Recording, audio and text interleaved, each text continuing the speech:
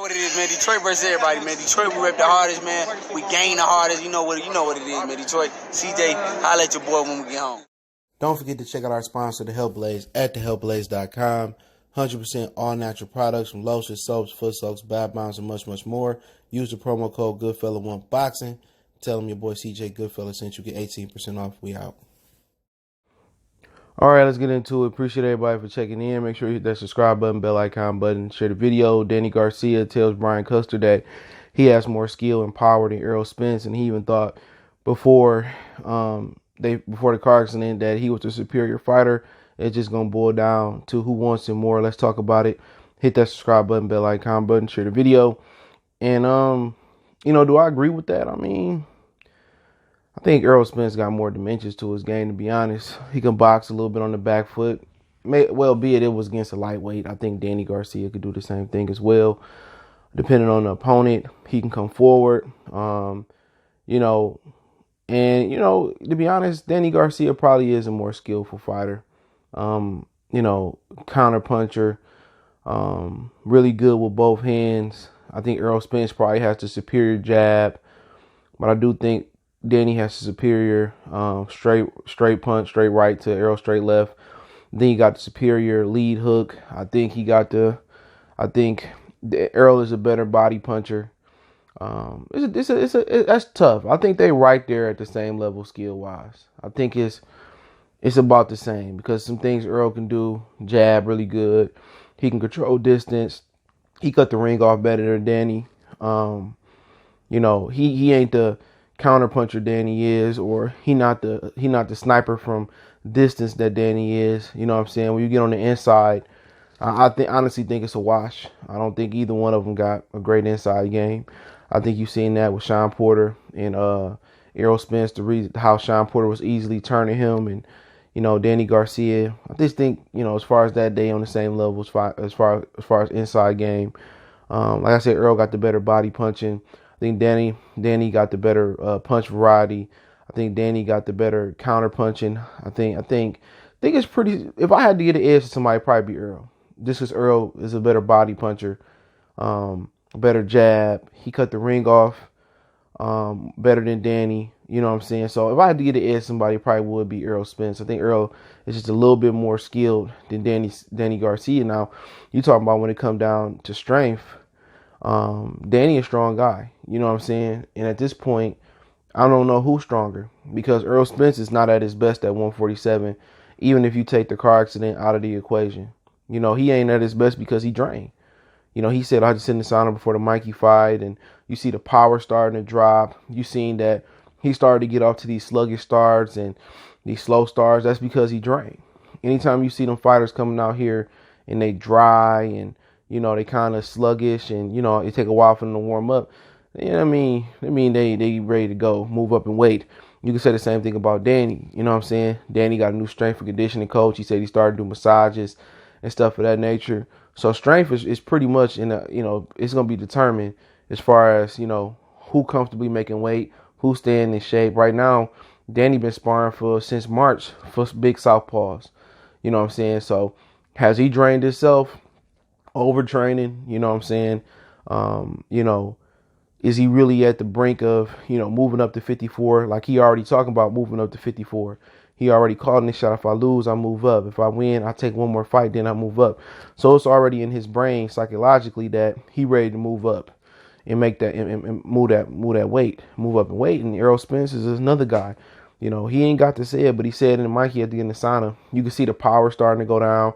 You can see the speed kind of slipping to get a bit. You can see just physically his energy level is not at the same that he used to be at.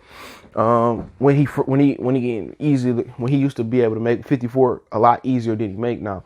So when you talk about who gonna be stronger coming to the fight, I'm not even talking about the car accident. You know what I'm saying? I'm just talking about like they struggles of, just looking at them physically. It's time for both of them to move up. So it's basically gonna be able to come down to, that Saturday they fighting, who physically feel better that day. And if Danny feel better that day, it's going to give him an edge. If Errol feel better that way, give him an edge. A lot of people have been talking about Errol look like a crackhead trying to make this weight versus Danny Garcia. and he lost too much weight too quick, and that could be the issue. It might do him so well. He prepared to not have to cut so much weight, leading into the fight in November. That means he could work on honing his skills. And I don't think he worked on honing his skills in a long time in camp. He kind of going through that situation that AB was talking about where, once he got money and fame, he wasn't just focused on boxing no more. Errol Spence kind of getting into a little bit of fame. He ain't got half the fame AB had got, but he's starting to slip. He said, I was going out partying. I wasn't going back to the gym after the fight. When you get money, you tend to take your eye off the prize. So with him, maybe this is a good thing. Maybe now they can pick up different skills, and maybe he can add on to his game versus Danny Garcia, because he going to need to, because that generic style that he fighting in, it ain't going to cut it. You know what I'm saying? Maybe they could work on feinting a little bit more. Maybe they could work on, keeping dudes at the end of his punches, not named Mikey Garcia, and controlling him with the jab. So a guy like Sean Porter can't really dictate, when he want to get inside and when he want to work and when he don't want to work. If Errol learned to control a guy with that jab on the outside, and then, beat him up with the straight left and keep him and control him and make boxing moves, he'd be a dangerous fighter. He can't do that yet. Sean Porter showed that. Sean Porter was too shifty. He couldn't keep Sean Porter at bay. You know what I'm saying? And Kell Brook did it with ease, because Kell Brook has that ability to really size guys up, and he just got a good counterpuncher. To sit in that pocket and control Sean Porter was amazing. What he did, and that's what he did. He controlled him, and Errol Spence couldn't control him. You know what I'm saying? He only controlled Sean when he put him on the ropes. When he had that problem with Danny Garcia, he should be able to handle Danny Garcia like Mikey. They got similar dimensions in length. He should be able to control him like Mikey. Yep, he should be able to just jab him and move. It's a simple game plan. But if you're talking about power is going to be difficult to call too, because once again, Errol Spence ain't punching like he used to punch. A lot of that is he moving up an opponent. He fighting upper echelon opponent. But a lot of that is he draining himself. You know what I'm saying? You can tell the cheekbones, all the weight loss. He not going to be as powerful as he was when he fought Lamont or when he fought Kell Brook. He not going to be that powerful no more until you move up in weight. And then when you move in weight, you put 2 ounces on. So who knows, But right now, I think, Danny really can punch. Earl can punch. Obviously, Danny got more one knockout punch, not more memorable one-punch knockouts. That's a difficult one to really say who punch hard at this point, because both of them drain. We just seen Danny fight Ivan Redcash, and he couldn't hurt him. We see Gervonta have him drunk in the ring, and they probably sparring with 16-ounce gloves on. So that's a difficult one. I think historically, Danny Garcia has had the more, devastating knockout punches, and I think he got power in both hands. You know what I'm saying? He got power in the left hook. He got power with the straight right. And he got counterpunching ability. That's what makes his power so much more devastating, is because Danny can hit you with those shots that you don't see coming. Danny can set you up, and Earl don't set you up as much as Danny do. Danny set traps and walk you in the shots, but at welterweight, Danny really ain't showed that memorable power. Only person saying that he really hit that like that was Keith Thurman. Keith Thurman said he a powerful puncher.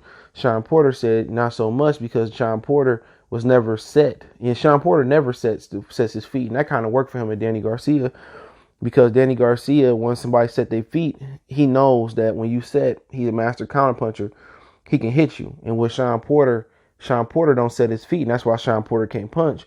But in the Danny Garcia fight, it worked for him, because Danny never can get the drop on when Sean was going to punch. So Sean always moving his feet, punching on the move, jumping and punching on the move. And Danny Garcia never can get set to throw his shot and get Sean in a position where Sean is stationary. And with Errol Spence is always stationary. Even when he moving on his back foot, he flat-footed. He not on his toes, So like I said before, now Danny going to have a stationary target for the most part in front of him. We going to see if that power there. I would probably say that power at this point on 147 is on the same level. I probably would say the power is equal. Some people may disagree. I just think, they overstayed their welcome at 47. I believe they are drained fighters. I think they was already beyond their best at 47. So I think this is secondary versions of themselves at 47. To be honest, the car accident could change some of the synopsis, But I do think, to wrap it up, I think Errol is slightly more skilled. I think strength-wise, it's going to come down to whoever made weight comfortably, okay, and whoever feeling better on Saturday night. And power-wise, I give a slight edge, maybe to Danny Garcia, but I pretty much think they're on the same level. To be honest, they pretty much evenly match as far as some of the categories we talked about. But if Errol Spence is on the level that he was before the car accident, I think Errol Spence is just going to get the benefit of the doubt. It may be another close fight. I think Danny got a better proven chin. I haven't seen Errol Spence take a lot of one-shot punishment. I seen him take some punishment from Kell Brook. That was a drain version of him. So this would be the bigger puncher that that Errol Spence fought. This won't be the biggest puncher Danny Garcia fought. So we might find some things out about Errol chin. So some other things that even it up. But Errol can separate himself. You know what I'm saying? Definitely, if he stopped Danny Garcia, then that's something that hasn't been done before. Coming off a car accident, Danny Garcia can punch his ticket even more into the Hall of Fame and stop Errol Spence if he can do that. But I think they pretty much on the same level. You know what I'm saying? As far as some of the categories we talked. But I think what could separate them is Errol Spence just having the right game plan and using the rings and outboxing Danny Garcia, where Danny can't cut the ring off. If he's able to utilize the ring and keep Danny at bay, with his arm length. He got like 6-inch arm reach advantage. 4 or 6, I think it's 4. So he should be able to, box and move, and it should be a good fight. But yeah, let me know what you guys think. Don't forget we on Facebook, Instagram, Twitter. You can reach out if you have a business question, inquiry, sponsorship, video request. Keep sharing the videos. Want to make a donation to the channel? Cash App, PayPal, description. Best way to donate is share the video. One time for the one time. Y'all know what it is. We go.